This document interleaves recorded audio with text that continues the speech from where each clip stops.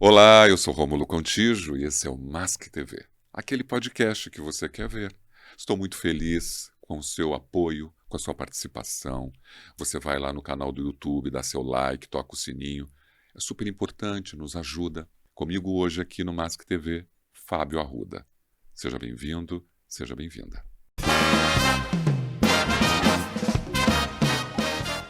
Fábio, eu não sei nem como eu vou expressar esse momento de você aproveitar uma viagem sua, estar aqui.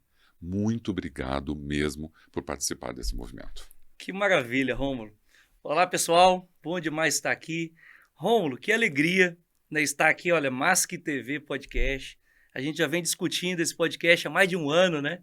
E eu tinha uma viagem para São Paulo, um tempinho livre pela manhã. A primeira coisa que eu fiz, peguei o telefone. Rômulo, tô aí e 3 dias você preparou para estar aqui. Quero te agradecer. É um prazer enorme bater esse papo com você, com seu público, a sua audiência, né? Parabenizar pelo trabalho. A gente precisa de mais agentes de transformação como você. Então vai ser ótimo bater esse papo aqui com você. E quem estiver iniciando aqui o podcast pela primeira vez, acompanhe, adicione aí, porque eu tenho acompanhado. Já vi que passou várias pessoas bacanas aqui. Acompanhei já, né, vários colegas aqui. Vai ser muito bom estar aqui também contigo, Rom. Fábio, eu estou tão feliz com esse projeto, você entendeu? A forma como ele se conduz de contar as histórias, navegar pela segurança, pela saúde, pelo meio ambiente, mas navegar pela história dessa pessoa que está aqui comigo, da trajetória que, às vezes, no mundo corporativo, a gente não tem espaço para mostrar o talento, e são talentos invisíveis que ninguém fica sabendo. Então, quando eu trago aqui para o podcast, aquela pessoa está ali acompanhando, ela vê o Fábio Arruda desconstruído, né? E de outros valores, de outras questões que agregam a tudo que nós estamos falando. Eu normalmente faço a escalada de apresentação, mas a sua é quase impossível de fazer. É verdade, gente. Você que está aí acompanhando, ó, eu vou ler porque é tanta coisa. Fábio hoje é gerente executivo de SSMA no Grupo Mateus. Ele é vice-presidente do Conselho Regional de Administração do Maranhão. Então, assim, é maravilhoso. Ele é professor desde o dia que ele nasceu. Então, ele é professor de universidade, de pós-graduação. Ele é mestre, ele é doutor em administração. Está cursando ainda agora pós em doutorado, né? Pós-doutorado em Em psicologia psicologia. organizacional. Criador do método CAI, que é o Canvas para o CAI. Pai do Jimmy, do Theo e da Liz. Se você quiser saber sobre ele, claro que você vai no LinkedIn e você tem tudo sobre ele. Eu não vou falar do curso que ele está fazendo, das experiências de mais de 20 anos de gestão. Olha, é muita coisa. Sabe que às vezes, Fábio, eu fico olhando o teu currículo, eu fico um pouco envergonhado. Porque assim, eu olho lá na minha página, falo, poxa, eu tenho lá minha graduação tão modestinha, aí eu olho a sua, é algo incrível, muita coisa acontecendo. Tudo isso, você construiu como? Que tempo você teve para agregar tanto conhecimento, para inspirar tantas pessoas como professor e se preparar tanto? Você tinha espaço? Como que isso chegou nesses 20 e tantos anos da sua carreira? Rômulo, primeiro, muito obrigado pelas gentis palavras, né? Fiquei até vermelho aqui, ó. Vocês vão acompanhar que eu estou vermelho aqui pelas palavras. Ô, Rômulo, eu sou muito orgulhoso pela minha trajetória. E qualquer pessoa pode alcançar, né? Eu vou dizer que basta ter foco e o entendimento, né? Eu, desde muito jovem, eu entendi que a educação transforma. Que a educação, ela muda a realidade, que a educação me colocou em mesas como essa que eu estou aqui com você e em vários outros locais que eu não estaria. Eu sou de uma cidade muito pequena, no interior de Minas, uma cidade da zona da Mata Mineira, uma cidade focada em pecuária, gado leiteiro, e me criei num sítio até os 17 anos. E eu percebia que ali não era meu lugar, né? Eu buscava, naquele momento, ter uma profissão. Falava, bom, eu não posso continuar aqui, eu via as pessoas em volta, né, vivendo ali naquela vida de sítio, de fazenda, ou as cidades muito pequenas. Meu município tem 11 mil habitantes. Eu moro num condomínio hoje que tem 4 mil habitantes, ou seja, quase do tamanho do meu condomínio, a minha cidade, né? E eu via que era um local de poucas oportunidades. E eu vi que a única maneira de transformar aquela realidade era através da educação. Então, desde muito jovem, eu tinha isso em mente. E olha que interessante, Romulo, eu era um dos piores alunos da sala. Né? Sempre fui um dos piores alunos da sala. mas muito provavelmente eu era mais esforçado, né? Eu lembro que na graduação eu era um dos poucos que já estudava e trabalhava, né?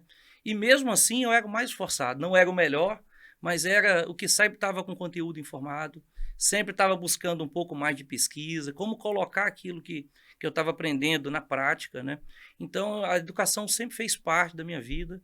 Hoje eu tenho 42 anos, né? E a educação vem me acompanhando.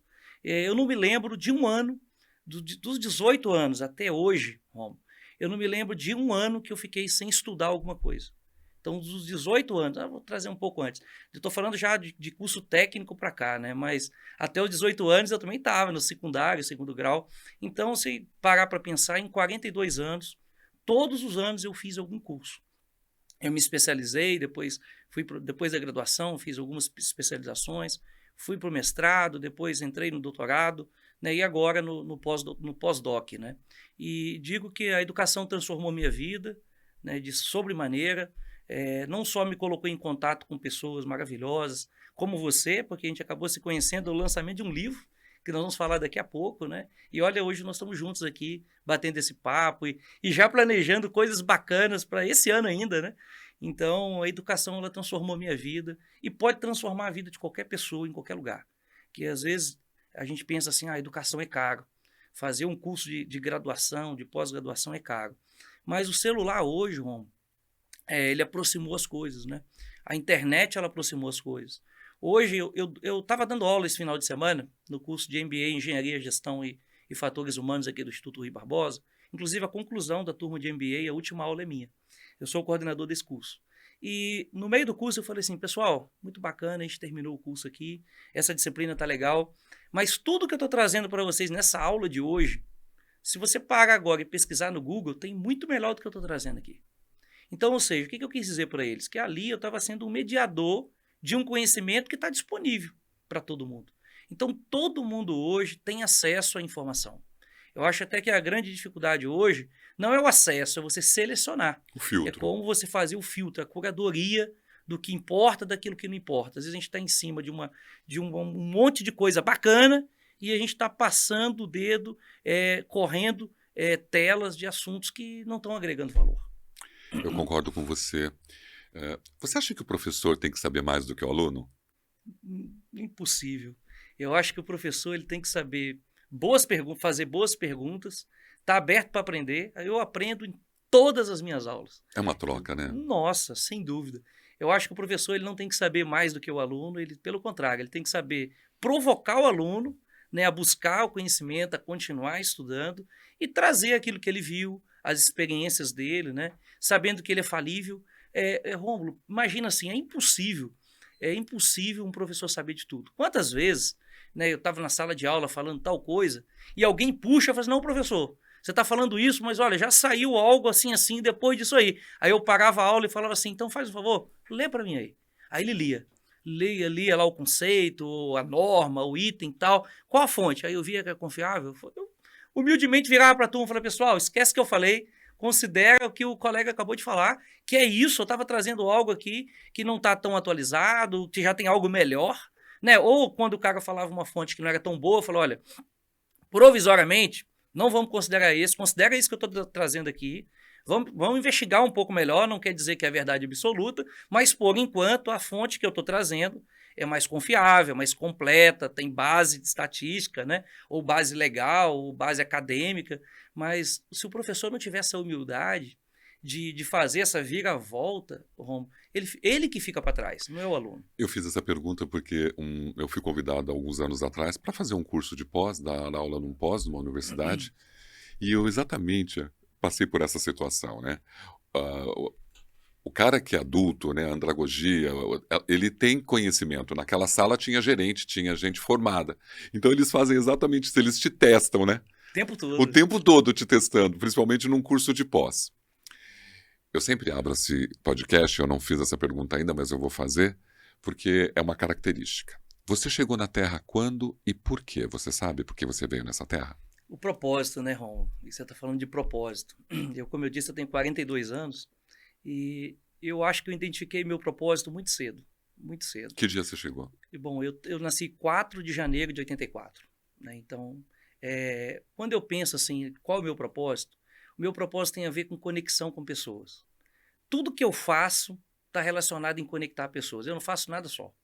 Eu não tenho um projeto, eu toco vários. Nenhum projeto com menos de 10 pessoas. Tudo que eu faço, o livro, cento e poucas pessoas. A pós-graduação tem uma equipe grande por trás de professores me apoiando, alunos do outro lado.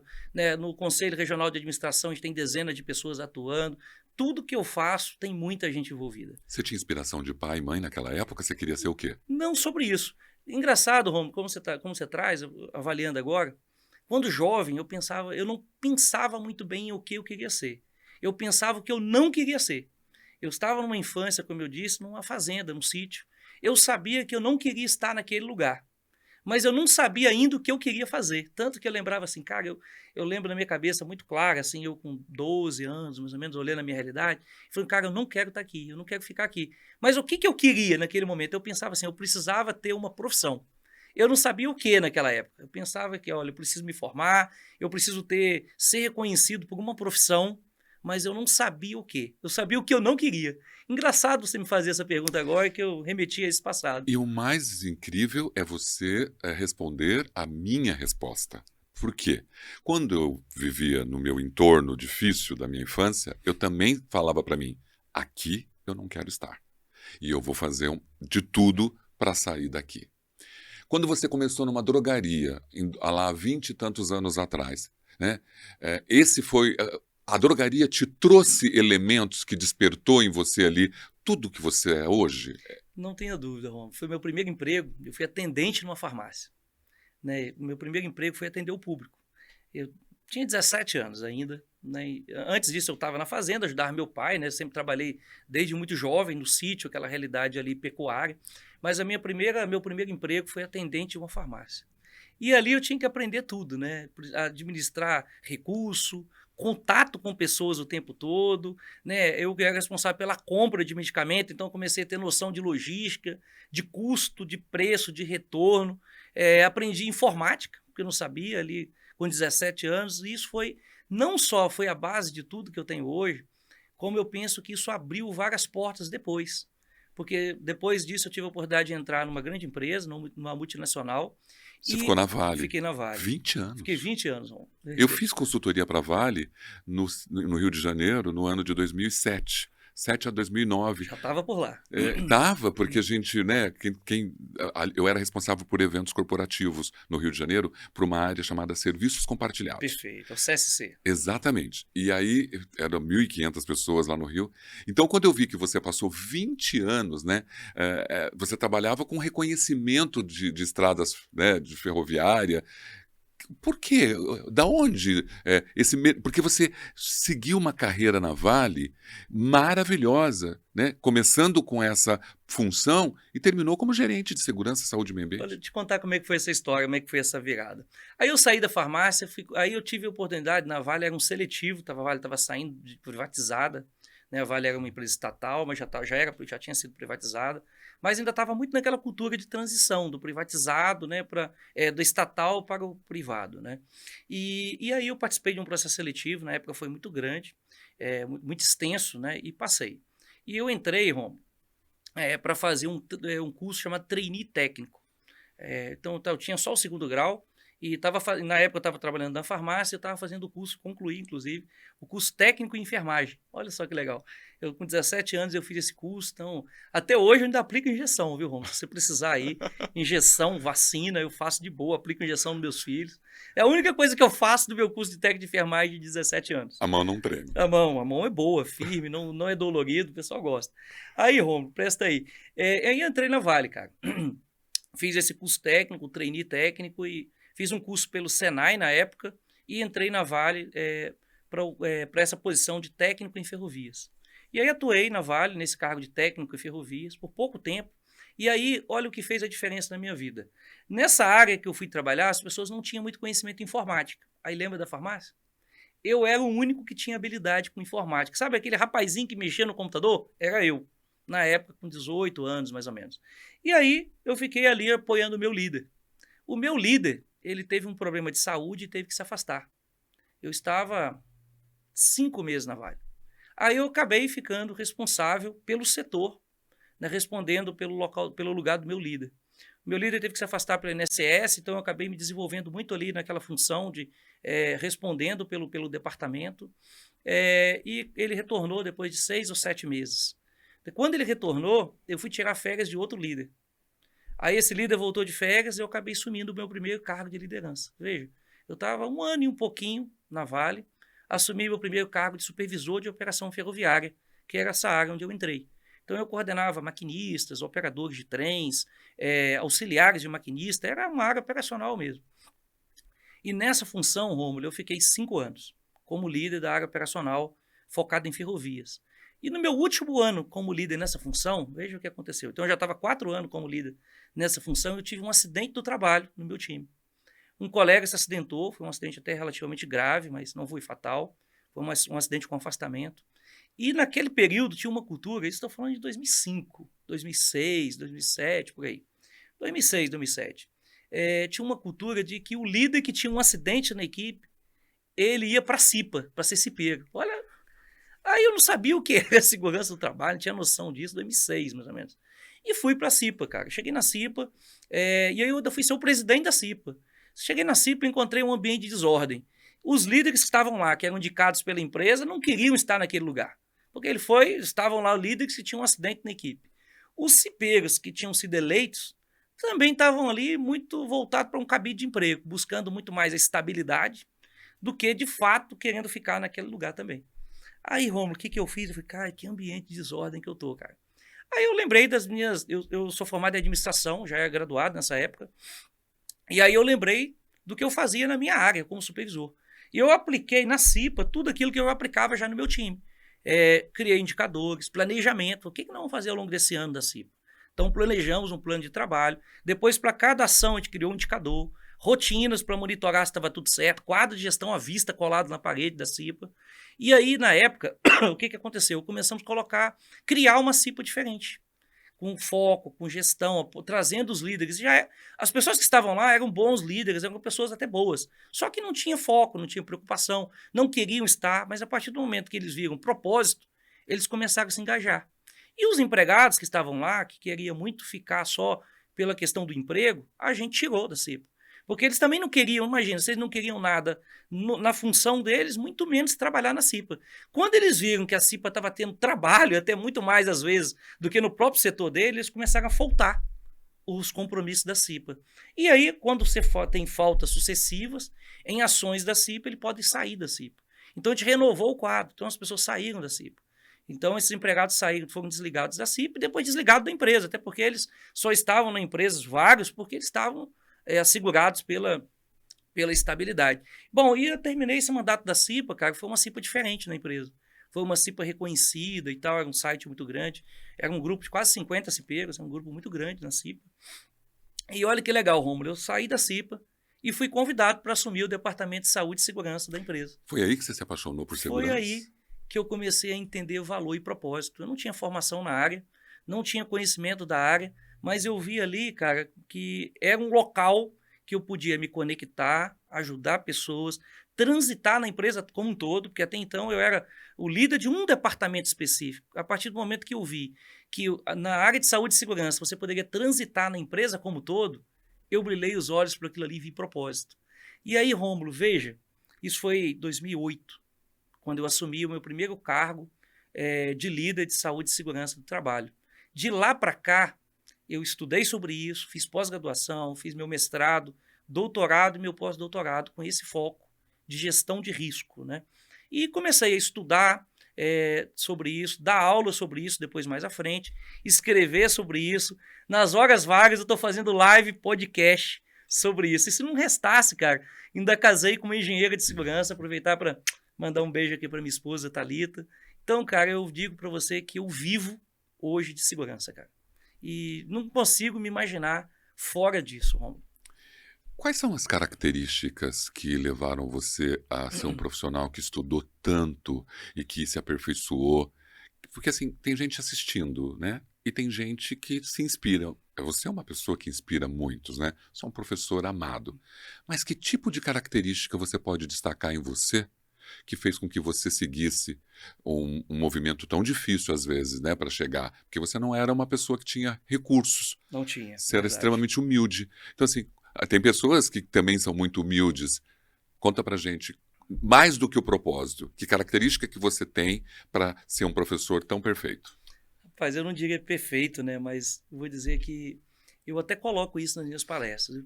Eu diria que eu tenho 3 características que eu vou colocar aqui agora para quem está nos assistindo, para você, Romo.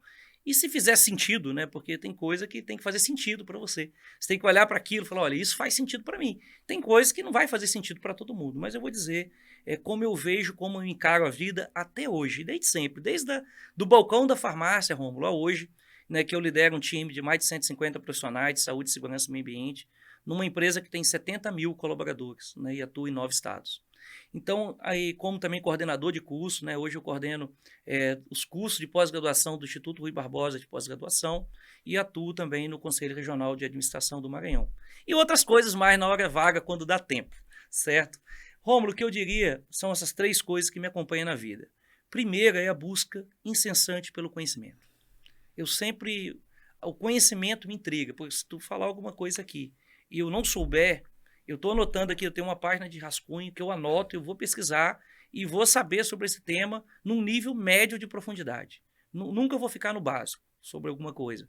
Eu busco conhecimento, seja ele de qual assunto for. Então, a busca de conhecimento, às vezes, não é só através de um curso formal. Você pode buscar e adquirir conhecimento através de um podcast como esse, né, que você está vendo uma pessoa que conhece o tema, que já andou por caminhos relevantes, né, igual a gente viu aqui, vários colegas que já passaram por aqui.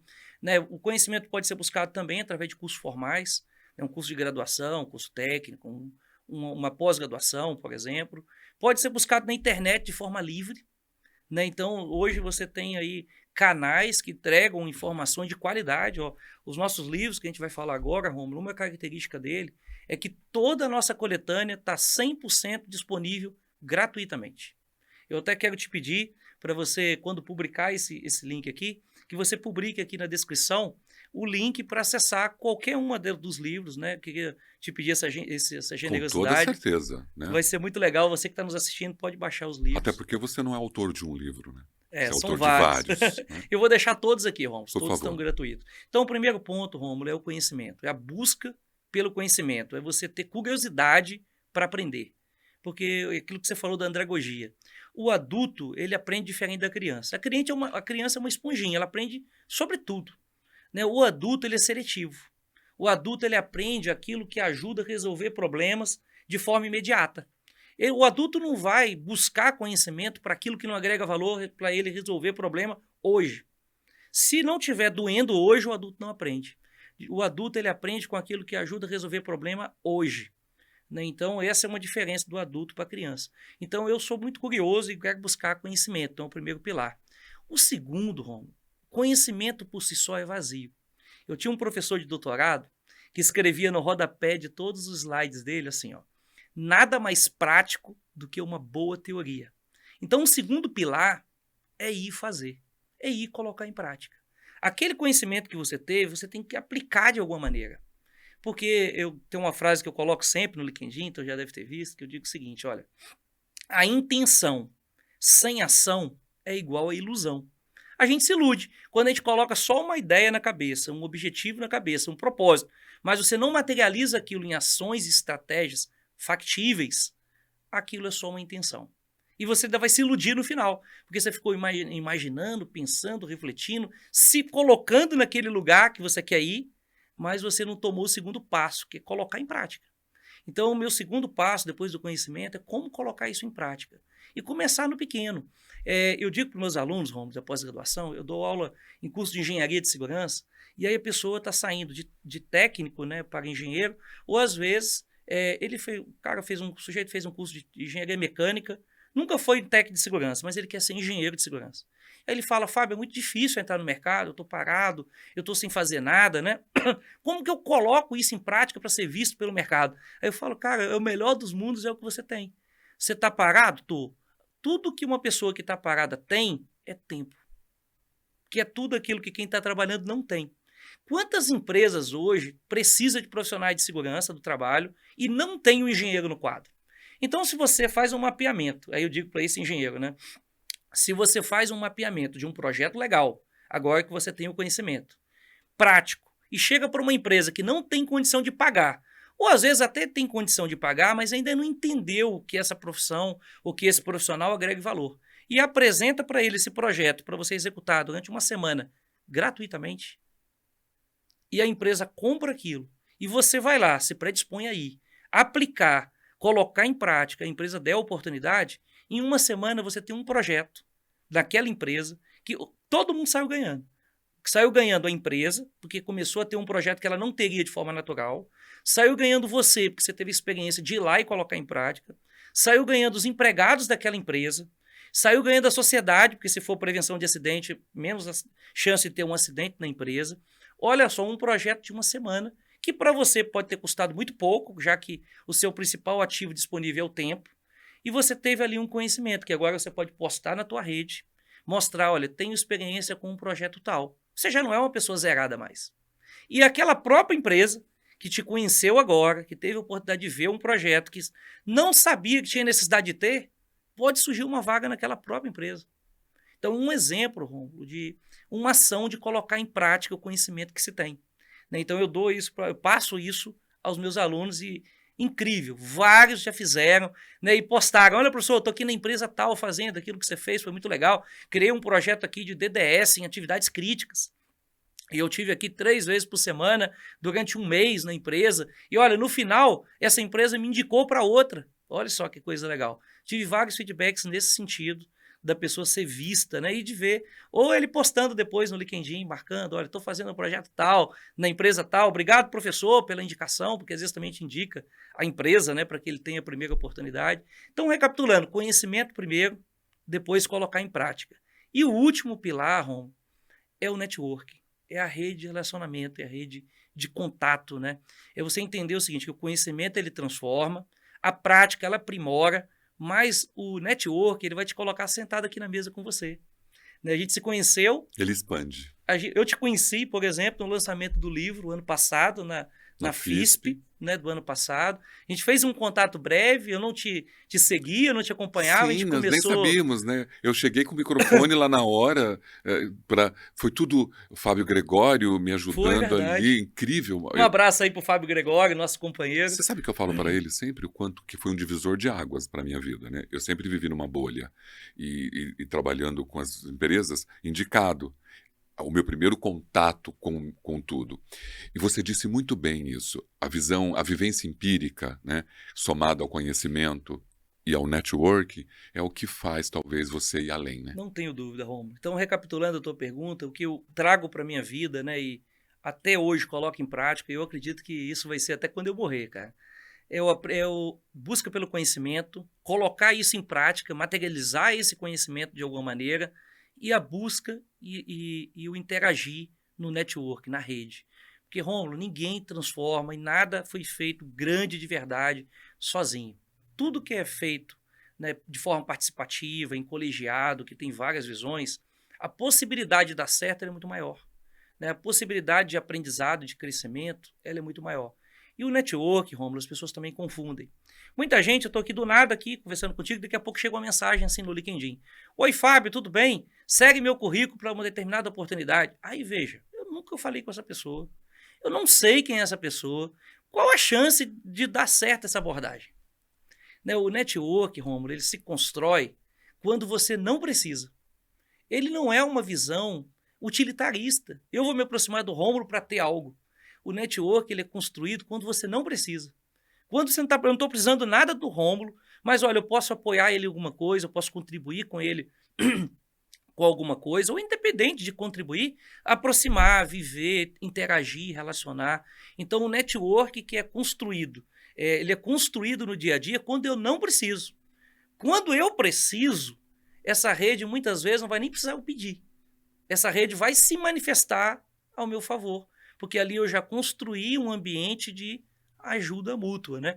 E não é a visão utilitarista, tipo, vou apoiar o Rômulo, porque daqui a pouco, quando eu precisar, o Rômulo vai me ajudar. Eu acredito, assim, que quando a gente joga para o universo, o bem, esse bem vai chicotear em algum lugar e vai voltar para você, por uma pessoa que está do teu lado, que você também quer contribuir e ajudar.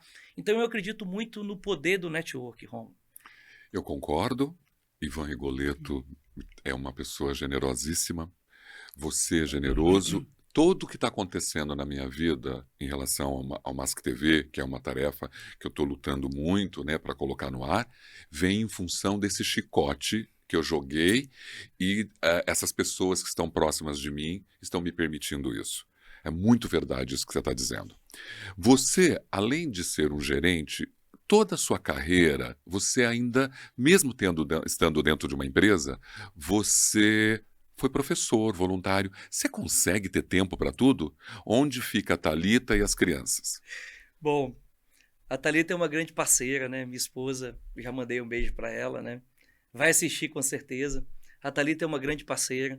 Como eu falei, Rômulo, a gente não consegue fazer as coisas sozinho. Nunca se faz sozinho.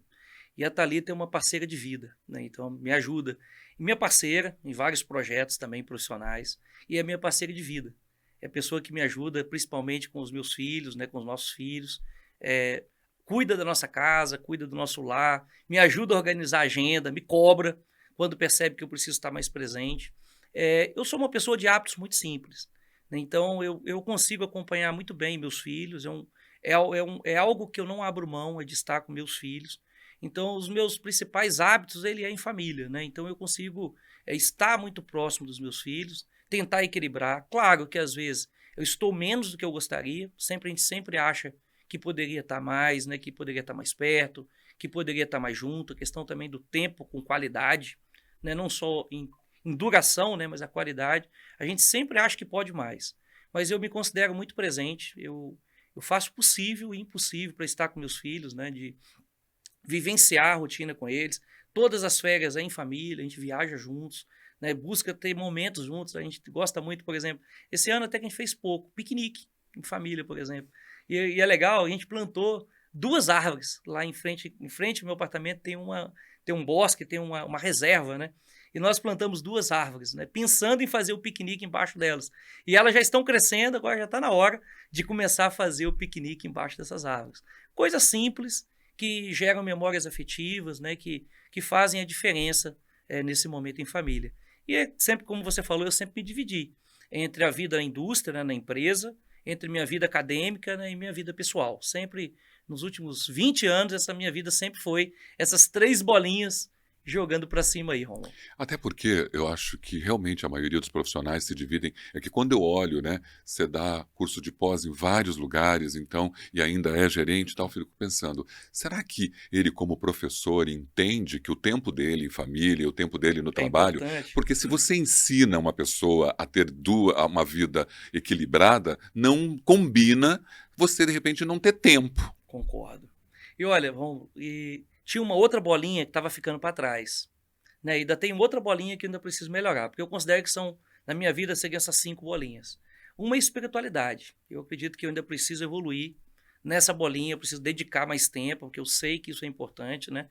Apesar de reconhecer que eu preciso ter esse espaço, criar mais agenda para isso, é algo que eu ainda tenho que trabalhar mais. E outra bolinha que estava ficando para trás, Romulo, era a bolinha da saúde.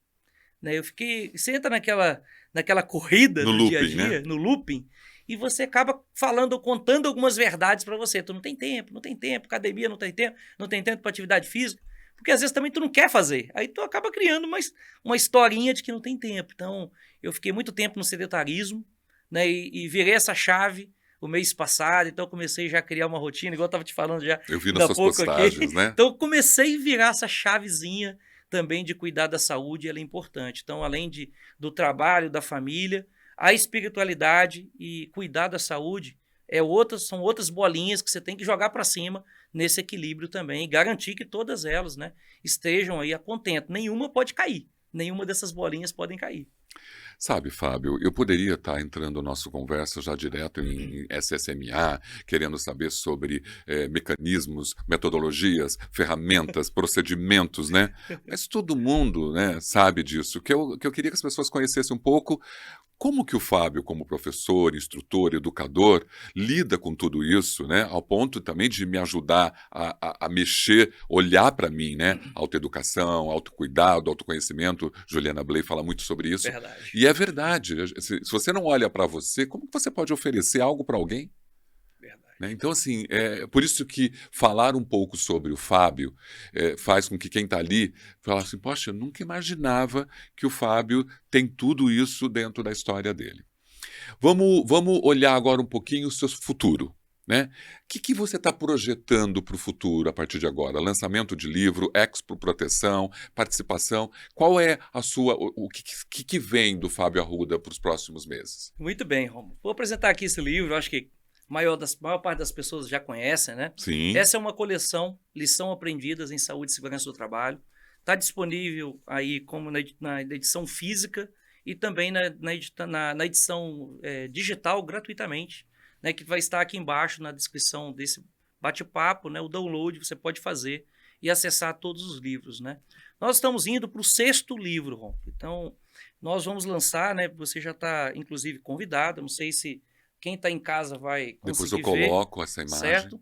Então, nós vamos estar lançando agora na Expo Proteção, dia 26 de agosto, né? Então, nós estamos gravando esse podcast aqui em junho. Então, 26 de agosto, às 18 horas, na Expo Proteção, aqui no Center Norte, em São Paulo, nós vamos lançar a 6ª edição desse livro, né, com vários coautores do Brasil todo. Esse é um projeto colaborativo muito legal, Romulo, porque nós temos aqui diversos coautores. Neste livro, por exemplo, tem 130 coautores do Brasil todo. É diverso a fala? Vários, né? A fala, ela tem uma sequência, uma condução, ou você permite que esses coautores atuem do jeito que eles estiverem? O que acontece, Romulo? Tem uma linha editorial que traz os temas. Tá. Então, os temas eles precisam ser de saúde e segurança do trabalho, de SG ou segurança de processo. Okay. Então, os temas, em qualquer dessas áreas, ele tem um roteirinho. Ele vai ter sempre a mesma cara, um título, um objetivo, aonde é aplicável este case, qual a metodologia, ou seja, o passo a passo que você seguiu neste case, e quais são os resultados desse case, e o currículo e o contato do profissional que criou o case. Porque o que é o livro, Rômulo? Ele é um guia, como o próprio nome diz, uma coletânea, de lições aprendidas. Então eu trago profissionais como eu, que estão no mercado, e falo assim, o que você fez na tua carreira no último ano, na sua empresa no último ano, que gerou valor para a empresa, para os empregados, para a sociedade. Aí ele vai falar, eu fiz tal projeto que gerou resultado. Eu falei, então transforma isso no case, vamos publicar? Porque aquela pessoa que está do outro lado, na outra empresa, que às vezes não teve essa oportunidade de ter o teu nível de conhecimento, de recurso que a tua empresa tem, possa aprimorar dessa lição aprendida. E aí um profissional novo chegou na empresa, fez uma transição de carreira. Fui para uma empresa, por exemplo, do agronegócio. Ele pode entrar aqui e ver, olha, que é isso que são aplicados aqui ao ramo do agronegócio? O outro foi da siderurgia. Eu estou chegando na siderurgia agora. Ou aquele profissional que já está na siderurgia há muito tempo. Rapaz, já acho que os projetos aqui, meus cases, o meu projeto, meu sistema de gestão está muito no mesmo. O que eu posso fazer para oxigenar? Ele pode vir aqui e ter uma inspiração de um case para melhorar a gestão. Ou replicar exatamente como está, ou buscar uma referência, né, para que ele aplique na empresa dele. Então, são projetos colaborativos. Cada um apresenta cases, né, que a gente chama de projetos, né, ou boas práticas, ou lições aprendidas, como a gente queira chamar, para outras pessoas. Deu certo aqui, pode ser que dê certo aí. Claro que precisa muito da avaliação do contexto, né? Aquilo que dá certo num contexto pode não dar certo no outro, né? Tem a ver com a cultura, tem a ver com o estilo da empresa, tem a ver com o ramo, são várias variáveis. Mas aí ninguém melhor do que o profissional que já está dentro da empresa, que conhece todo esse contexto, para fazer esse filtro daquilo que pode dar certo, né? E replicar na sua empresa. Isso é uma coletânea que está na 6ª edição, que vai ser publicada agora na Expo Proteção. Quantas páginas tem? Bom, 1000 e um pouquinho, Romulo. A gente está fechando Os outros ainda. também, as outras Todos. edições? São livros bem densos, né? Todos têm mais de 1000 livros, páginas, desculpa. Cada um dos livros tem entre 1.100 a 1.400 páginas. Varia um pouquinho. E esse desse ano também a gente está esperando aí 1000 e poucas páginas, né? Então são livros bem densos, né? Vou pegar um case só aqui de um colega, só para você ver um exemplo aqui. Pegar aqui E eles aleatoriamente. ficam muito orgulhosos, né, de participarem, né? Eu vejo depois nas redes. Muito, cara. Tem muita É coisa uma legal. honra para eles. Vou pegar aqui, ó. Um exemplo aqui de um case do Leandro Gomes, olha. Ah, Leandro Aproveitar para Gomes. mandar um abraço aí pro Leandro. Leandro, se estiver assistindo a gente, estou falando do teu case, olha. Diretamente de Uberaba, Minas Gerais. Olha o case do Leandro aqui, ó. Safety Leader, Programa de Desenvolvimento de Liderança para SST, o único day training 100% utilizando metodologias ativas no Brasil. E aí, olha que legal, a pessoa pode entrar aqui e ver qual o objetivo desse trabalho, Romulo, aonde ele é aplicado, quais os recursos que é necessários para replicar esse case. Quais são as metodologias? A metodologia, né? olha, passo 1, passo 2, literalmente a receita de bolo. E descobrir o que é metodologia ativa, porque muita gente olha não que sabe, legal. né? E aí, por último, quais os resultados que você replicando esse case, né, você vai ter.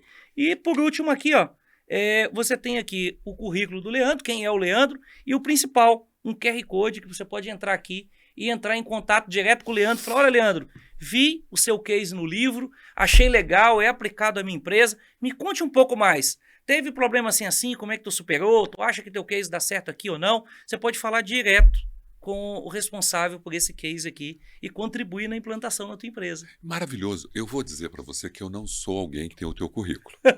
E eu vivo, vivo das referências. Eu sou uma pessoa que devora os livros. Isso por quê? Porque a minha formação ela é muito básica.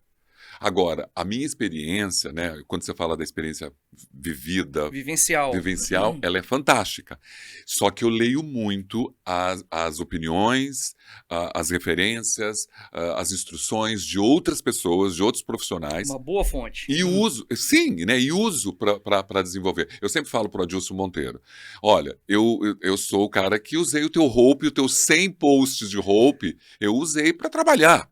Vou fazer logo um corte aqui. Aproveitar para falar aqui, Adilson. Primeiro, um grande abraço para você, meu querido amigo.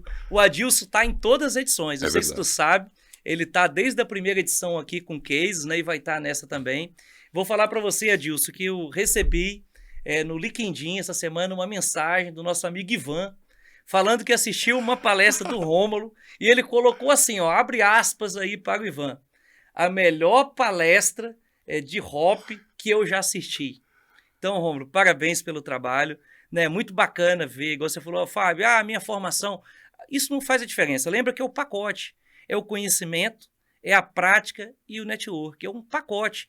E o conhecimento, Rômulo, ele não está só no certificado formal.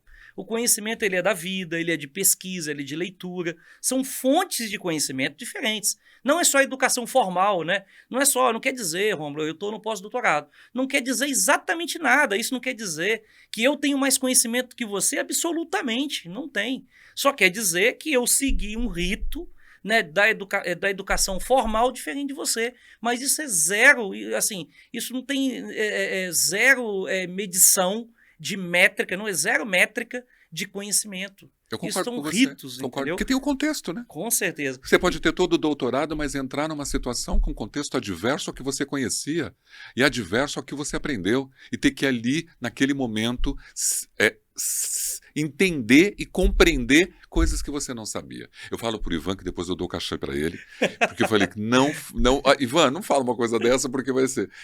Tem uma coisa que eu queria perguntar para você também. Nós temos uma época, depois pós-pandêmica, de superficialidade. Muitos cursos à distância que formaram muitas pessoas despreparadas. Você percebe isso? Demais. A educação, ela virou um negócio. Ela virou. Essa semana eu recebi aqui uma mensagem de uma, não vou falar o nome da faculdade, mas oferecendo 3 cursos de pós-graduação por R$200. 3 cursos de pós-graduação por R$200. Bom, não precisa nem olhar no detalhe, saber que essa pessoa pegou vídeo da internet aleatório, compilou tudo isso, tu vai entrar ali, vai assistir vídeo, pode ser que tenha conteúdos de pessoas relevantes, Mas essa formação, muito provavelmente, sem uma metodologia, sem um contexto claro, sem profissionais de fato olhando, né, no critério, tendo critério, né, o processo de ensino-aprendizado, Rômulo, ele precisa seguir um rigor. Né? Eu digo que aqui no Instituto Rui Barbosa a gente tem um rigor para esse assunto. Né? A gente precisa ter pessoas realmente por trás, com conhecimento, fazendo curadoria de conteúdo, ter professores sérios, né, trabalhando, trazendo experiência para você, porque o importante no conhecimento não é só, como a gente estava acabando de falar, só o material teórico em si, mas como é que pratica isso? Né? Como aplicar isso? Né? Então eu acho sim, concordo com você, existe aí uma banalização da educação. Né? E, infelizmente, tem muita gente no mercado, né? Virou um mercado, como várias outras coisas. Hoje eu compro uma pós-graduação como eu compro uma caneca. É verdade. Né? Então, e está no mercado concorrendo com pessoas que sabem tanto, ocupando espaços talvez, né, de pessoas. verdade. Todo mundo tem o direito de trabalhar, mas às vezes, né, você tem um profissional como você, que você lança um orçamento para uma palestra sua, mas você está concorrendo com um cara que às Verdade. vezes não chega, não tem o background, não tem esse trabalho que você desenvolveu na sua vida toda. Grande verdade. Então, assim, precisa de fato, né, o profissional que quer fazer um curso, buscar referência, entender o grupo, Profundidade, quem né? está por trás, né, para não fazer um investimento só para constar no currículo. Porque o que acontece hoje, Romulo, sabe quem faz esse filtro? O mercado. Porque na hora lá, vamos supor, tá concorrendo eu e você. Você tem a mesma formação que eu. Então, na hora da entrevista, talvez o recrutador lá vai nos colocar em pé de igualdade. É verdade. Porém, onde vai fazer a diferença? É lá na hora que você chega na empresa. Porque aí lá na empresa você vai ser desafiado a resolver problemas. Porque para que serve o conhecimento? Para te ajudar a resolver problemas. Para que eu contrato uma pessoa? Para ajudar a resolver problema na minha empresa. Então você é valorizado ao nível ou ponto que você resolve problemas dentro da empresa. Então o tanto de problema que tu resolve, com a qualidade dos problemas que você resolve, e isso gera valor e conhecimento, isso gera valor para você também enquanto profissional, não só para a empresa. Então a empresa hoje, o líder ele avalia, ele valora, ele atribui valor aos profissionais que resolvem problemas, gera aprendizado e cria valor nas relações, né? E aí essa pessoa que teve pouca profundidade, colocar no currículo não basta. Colocar no currículo, ter é o primeiro passo. Mas o segundo e na prática, como que funciona isso, né? E o mercado seleciona. O mercado é uma peneira. É verdade. Nós somos, né, o métier muito próximo. Claro. Você acha que a segurança vai passar por uma transformação, ou está passando, nova visão e todas as ferramentas, mas eu vejo ainda muitas empresas no modelo tradicional e não abro mão disso. Mas você acha que essa força que vocês estão trazendo, muitos profissionais, de uma visão nova, de uma visão onde o fator humano está inserido, onde o ser humano, né, está dentro do centro das decisões da empresa, onde segurança é um negócio também importante para o resultado da empresa em produtividade, qualidade em todos os segmentos. Você acha que as empresas vão passar por essa mudança da segurança? Sem dúvida. Como tudo na vida. Thomas Kuhn tem um livro chamado Teoria Científica porque é a Teoria das Revoluções Científicas, acho que é isso, Teoria das Revoluções Científicas, ele fala o seguinte, nós estamos aqui trabalhando, surge um fenômeno novo, criticando ou sobrepondo um fenômeno já existente. Poucas pessoas aderem. O fenômeno existente, né, a teoria, o paradigma existente, ele está em alta. O novo fenômeno começa aqui embaixo. À medida que esse novo fenômeno começa a se provar na prática e evoluindo, em algum momento ele equipara ou supera o paradigma existente. E aí vai ter um declínio. Esse começa a diminuir e esse expande até a hora que chega um novo paradigma e por aí vai. Então tem um delay entre surgir um novo paradigma, um novo conceito, e ele virar uma prática de uso geral na sociedade. Né? Então, assim como Thomas Kuhn trouxe isso, né, eu também acredito muito. Né? Então, essa nova visão que a gente traz, né, e o Adilson é um dos grandes porta-voz desse assunto. O né? Hugo, né? O Hugo Ribeiro faz um trabalho muito legal, tem muitos livros aqui já publicados, né, e tem ajudado, né, a trazer profissionais de renome para o Brasil. Né, o Tomás, né, que tem feito um trabalho Tomás muito legal. Douro. Tomás Douro, para mandar um abraço para ele. A Juliana Brey faz um trabalho muito fantástico. É verdade. A Heloísa Guimarães. Então tem muita gente boa, né, trabalhando e discutindo esse tema. Né? O que esses profissionais estão fazendo?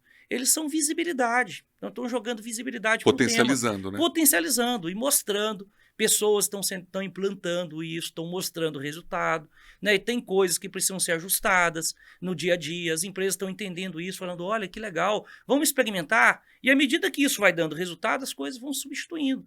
Não adianta vir com uma faca na mão e falar, implanta o HOP aí. Né? Não adianta, não vai funcionar. Concordo. Vai funcionar à medida que a gente for mostrando o resultado, que novos paradigmas vão surgindo e outros vão desaparecendo. Né? Então, eu acredito muito nas novas visões, eu acredito muito nessa forma humanizada, acredito muito que culpar não adianta, né? Você potencializar o erro também não vai adiantar, a gente tem que aproveitar e aprender com tudo isso que está acontecendo na empresa. O trabalhador, ele é um adulto, infantilizar o trabalhador também não vai resolver, culpabilizar o trabalhador não vai resolver, porque você troca o trabalhador A pelo B, os problemas são maiores ainda, porque o A já conhecia os aspectos culturais da empresa, o B está chegando, ele pode até conhecer tecnicamente, mas ele não tem um aspecto cultural, ele vai ter um delay de aprendizado, então é muito melhor você capacitar e formar quem já está dentro.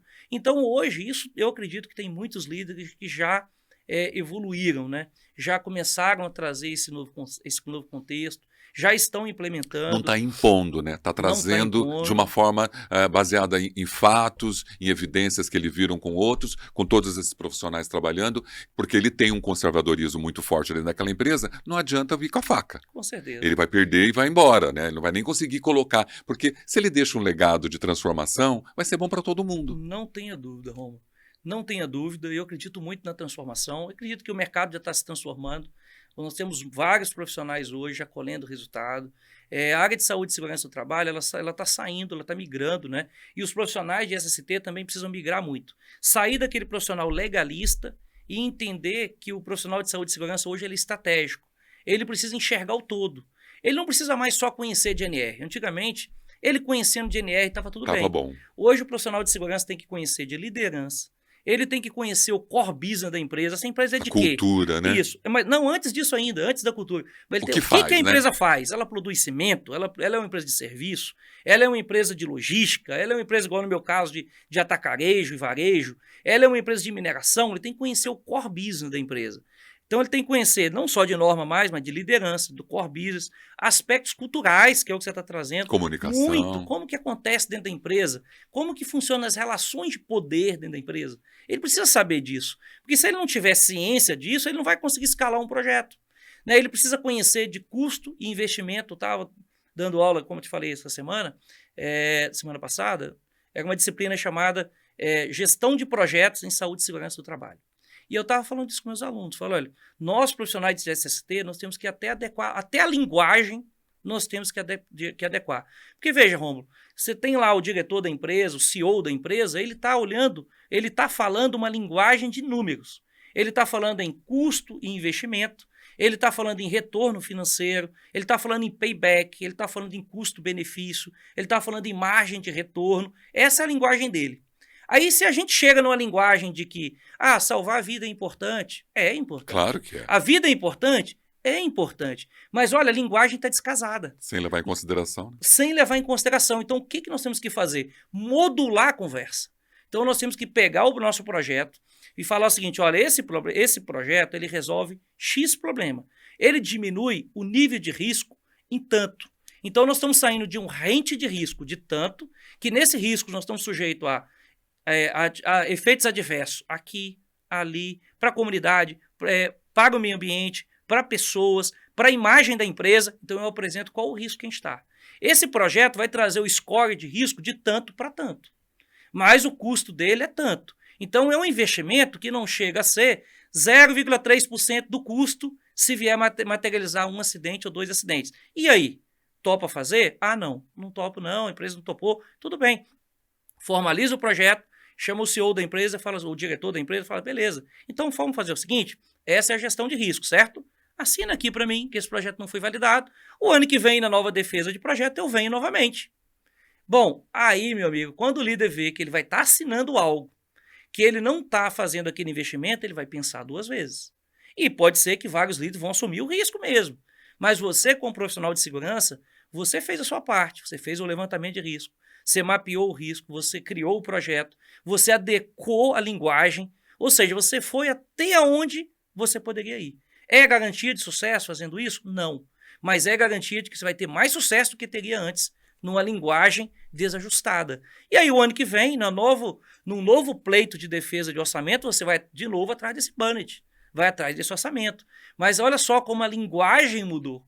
Então é isso que eu tenho falado. O novo profissional de SST, ele tem que conhecer de contexto e tem que conhecer de business, não só de legislação e norma. Essa sua fala é uma MBA grátis. Porque eu, quanto você, nós conhecemos a dificuldade que um gestor tem de levar bons assuntos, bons projetos para a mesa de um CEO. E se ele não tem a capacidade de entender o negócio, e se ele não pesquisa, se ele não se estrutura, ele vai morrer na praia. Eu vejo muitos gestores morrendo na praia e desistindo de levar bons projetos de segurança, saúde e meio ambiente porque não tem coragem ou não tem elementos para fazer isso. Não tem isso. habilidade. E o que eu digo, Rômulo, que a maior parte dos líderes das empresas, eles não são contra a segurança. Eles não são... A minha percepção é o diretor, o CEO, o CFO, né, o tomador de decisão, ele não é contra a segurança. Mas, às vezes, ele ainda não conseguiu ver valor nisso aí. E a percepção de valor dele é baixa do assunto. Então, nós, profissionais de segurança, temos que elevar o valor. O Adilson Monteiro tem uma frase que eu adoro. Eu uso ele em todo canto, cito ele em todo canto, que ele fala o seguinte: a segurança do trabalho não começa no capacete, ela começa na ponta da caneta que valida ou invalida um projeto. Então, a segurança começa na ponta da caneta do tomador de decisão. Porém, antes do tomador de decisão pegar a caneta, ele precisa de instrumentos, ele precisa ser instrumentalizado. E aí nós, profissionais de saúde, segurança e meio ambiente, nós temos que ter esse trabalho de letramento. Porque pensa, às vezes a gente acredita, Rômulo, que você chega lá e fala, pô, o cara é um diretor, é o CEO, como é que ele não sabe disso? Ele não sabe. É verdade. Porque, olha, ele estudou numa escola que viu finanças, depois, ou ele veio da operação, ele viu no MBA sobre governança.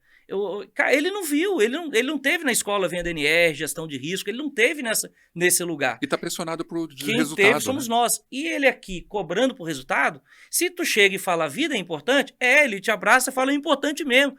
Mas ele não consegue materializar a vida é importante na tomada de decisão. Aí nós, profissionais de segurança, nós temos que prover esse letramento. Nós temos que entender essa dificuldade. Eu sei que, às vezes, buscar uma oportunidade para falar, para diagnosticar e para trazer isso para o líder não é fácil. Para nós que somos um departamento meio, né, que a área de saúde, segurança e meio ambiente é uma área meio dentro da empresa.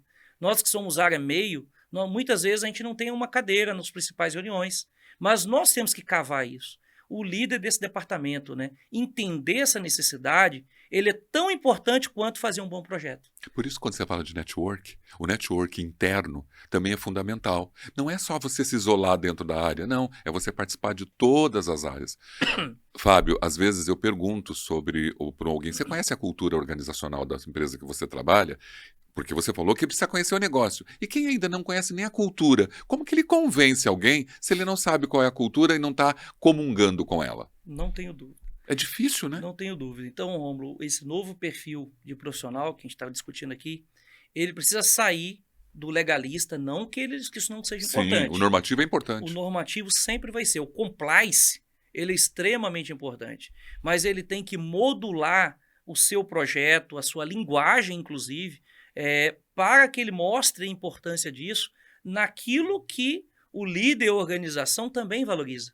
Porque assim, é aquele ponto que eu estou trazendo aqui, o ponto todo. Falar que pessoas são importantes, ninguém discorda. Quem discorda?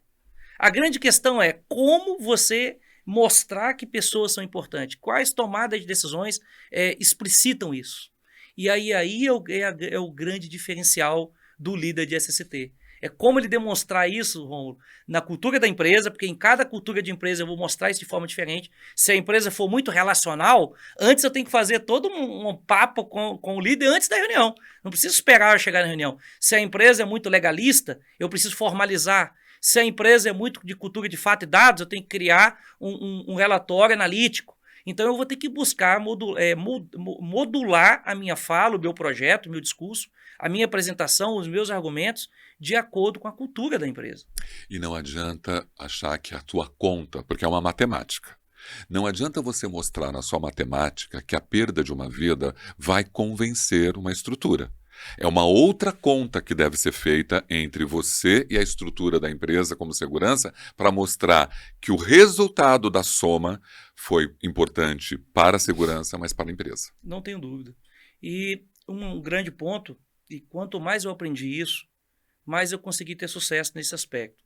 No primeiro momento, eu achava sempre que a segurança ela concorria com a produção. Então, eu chegava tentando mostrar que a segurança era importante mais do que o negócio ou em algum nível do negócio. E eu percebia que não é um jogo de ganha e perde. Eu percebi o seguinte, que as coisas têm que andar junto. E que se a segurança está junto, vai ter produção. Vai ter, por exemplo, eu estava na minha empresa recentemente fazendo um projeto contra o absenteísmo. Ausências. Nós no varejo somos muito impactados pelo absenteísmo. Nosso principal recurso são as pessoas. Sim.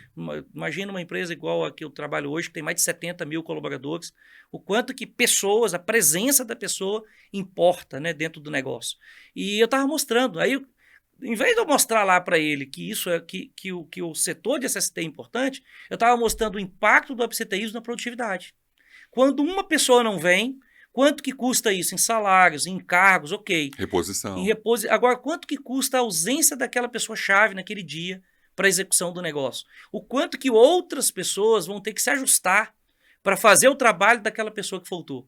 Agora, imagine se faltam 10, 15 um dia na mesma unidade. O quanto que isso começa a ficar custoso para todo mundo e sobrecarregando quem está bom. Daqui a pouco, de tanto cobrir quem está faltando, você que estava bom começa a adoecer.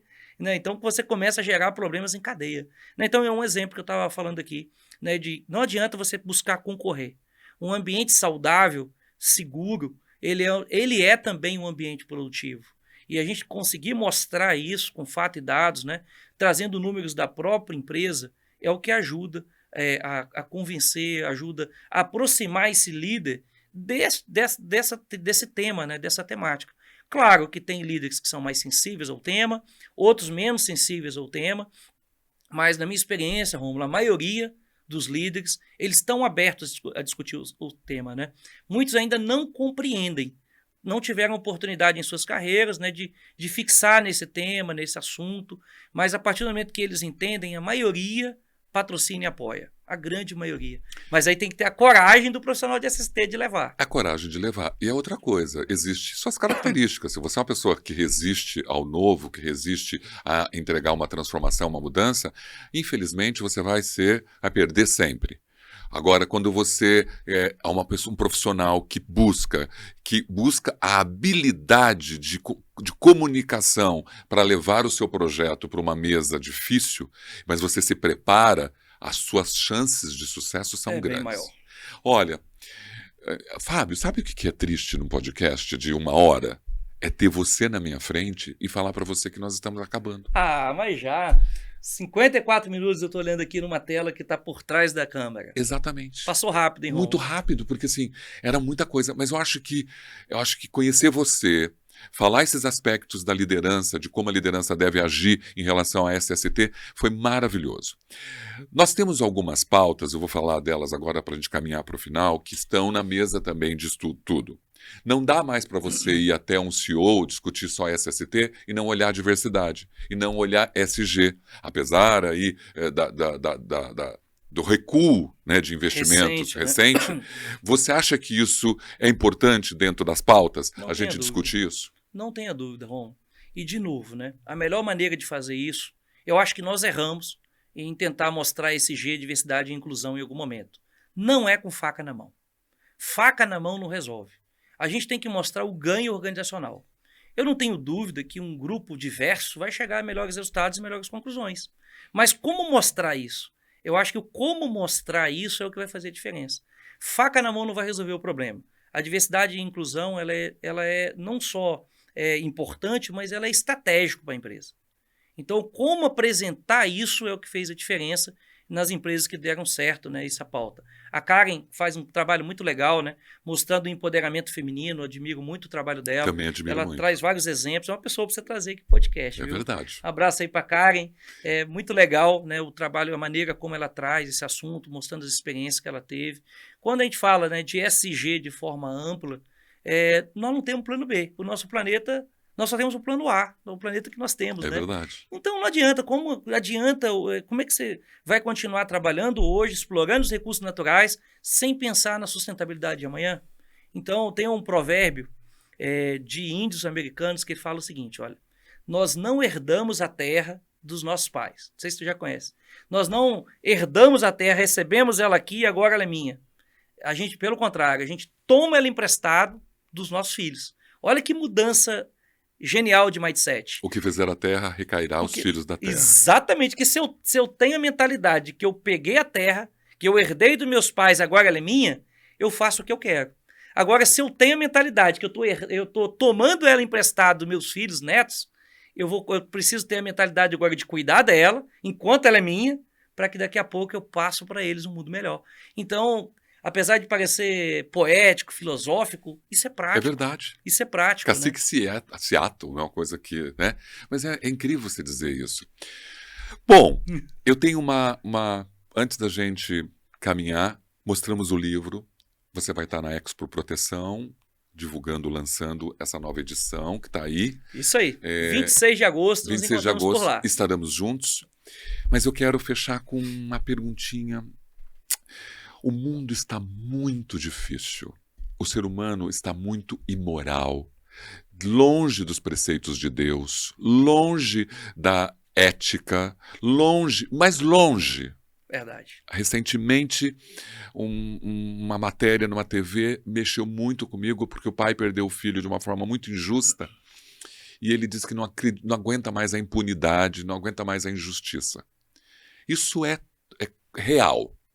Como eu consigo convencer alguém dentro de uma empresa a fazer um trabalho seguro, a ser uma pessoa honesta, justa, pacífica, se o que eles têm lá fora é totalmente o contrário? Você tem, como professor, uma dica pra gente? Tem uma simples, curta e direta. O exemplo arrasta. Eu não vejo outra maneira, Romulo. O discurso, ele é bonito, mas ele é frio e vazio. O exemplo arrasta. Não tem como você falar de compliance se você não tem hábitos de compliance. Não tem como você falar de segurança se você não age com segurança. Não tem como falar de meio ambiente se você não está exemplo de meio ambiente. Então, minha melhor maneira de fazer isso é líderes, eles precisam ser protagonistas e patrocinadores daquilo que eles acreditam. Então, o exemplo arrasta. Então, a única maneira que eu vejo, eu acredito no ser humano, o mundo realmente está carregado de mazelas. Né? Quando eu olho para minha filha de 1 ano e meio, eu fico pensando assim, como fazer para que eu proteja ela, né, enquanto ela está aqui sob a minha tutela, da minha esposa, mas como pensar num mundo melhor para minha filha de 1 ano e meio? Né? E eu não vejo outra maneira do que dar hoje bons exemplos para ela, né? Dar bons exemplos dentro da empresa, por exemplo. Na formação, né? Na formação. Eu não tenho dúvida que o exemplo arrasta. E, por exemplo, você, Rômulo, tem feito aí um trabalho muito bacana, dando oportunidade para as pessoas, aprendendo também uma área nova. Tô aprendendo então, muito. Olha que legal. Você está dando um exemplo para mim que fico lá no Nordeste, olhando as coisas que você faz aqui e me dando vontade de estar aqui com você. Então, muito obrigado pelo privilégio de bater esse papo aqui com você. Vocês não estão olhando aqui, pessoal, vocês estão olhando só essa parte, mas o estúdio que nós estamos aqui é lindo, né? Fica numa área muito bacana. Então, parabéns aí por você. É do Estúdios Fábricas, né? Do Estúdios Elon, Fábricas, né? Aproveitar para mandar um abraço aqui pro podcast Fábrica, né? Mandar um abraço aqui para a turma que está aqui atrás, muito bacana. Muito obrigado por me receber aqui, estou muito feliz de ter essa oportunidade aqui. Eu preciso dizer para você assim, realmente eu estou muito honrado mesmo. Esse divisor de águas, de conhecer tantos profissionais que eu nunca imaginei que eu teria aqui na minha frente pessoas com tanta qualificação, com tanto conhecimento, me ensinando tudo. Toda vez que eu venho eu aprendo tanto, mas tanto.